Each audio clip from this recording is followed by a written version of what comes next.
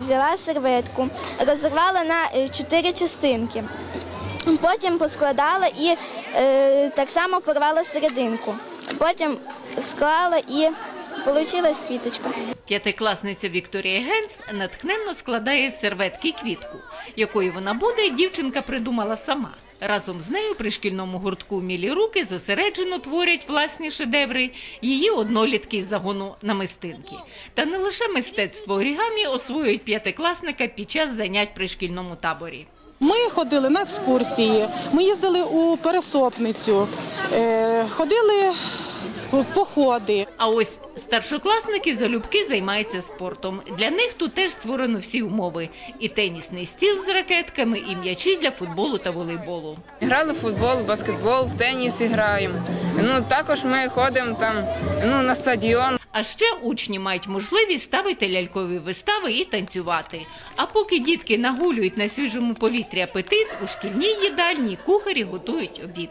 Суп вермішелевий, плов з м'ясом, хліб з маслом, чай і печиво. Пришкільний табір розпочав роботу в кінці травня. Увесь цей час тут відпочиває майже 400 дітей. Половина з них пільгових категорій. Окрім змагань, ігор, конкурсів та екскурсій, тут цього року запровадили новинку.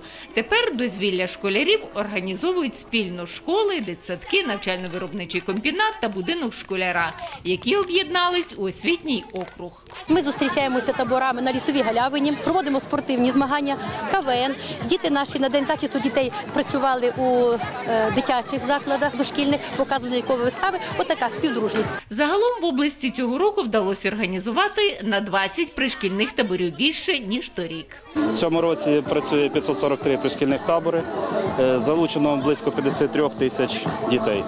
Це десь приблизно 40-42% від загальної кількості учнів, не враховуючи 11 клас. Задоволені тим, що впродовж 2 тижнів діти перебувають під наглядом та можуть цікаво і весело у колі друзів провести час, і їхні батьки. Батьки знають, де їхні діти, чим вони займаються, оскільки саме в цьому таборі дитина розвивається всебічно, оскільки і тут можна показати свої, скажімо, таланти.